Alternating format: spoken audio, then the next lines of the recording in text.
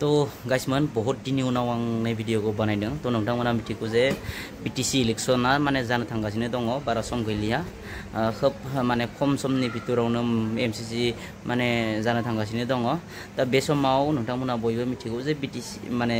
BPF आ already माने गावसोरनि जितु कैंडिडेट लिस्ट बेखौ होबाय फोसावबाय नङा होमबा तो जोङो दुलाराय बर' फरायसा आफादानो जा बर'नि जेमान जि माने आफादफोर दङ बा रायजो राजाफोर दङ बयबो जोङो बिपिएफ आरो इउपिपिएल ज' जानायखौ हास्थायदोंमोन जों लुगैदोंमोन नाथाय मा जाहोननि थाखाय बिपिएफ इउपिपिएलआ माने एलाइन जानो हायासै बेखौथ' जों बुंनो हाला नङा होमबा गावबा गाव माने इन्टारनेल पलिसिफोर थागोन तो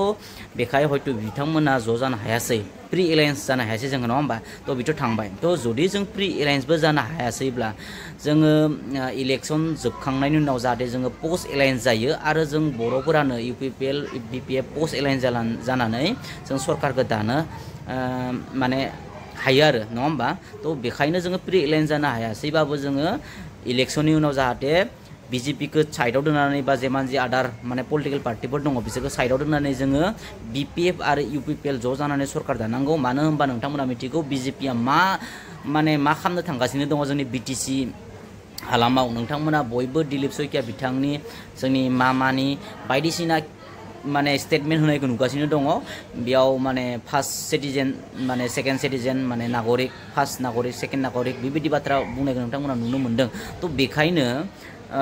जाहाथे जोङो बर'फोरा बिटिसिआव सासन खालामनो हायो नङाबा जोंनि जि अस्तित्व दङ जोंनि बिटिसिनि जि पावार एन्ड फांसन दङ बियो गोमानो थांगासिनो दङ ओंखायनो जाहाथे जोङो प्रि एलाइन जानोथ' हायासै नङा होमबा जोङो पोस्ट एलाइन जानानै जोङो सरकारखौ दायो बेखौ आं खावलायदों आरो बे भिडिअखौ हानायमानि शेयार खालामबानो जाबाय गोजोन्थों।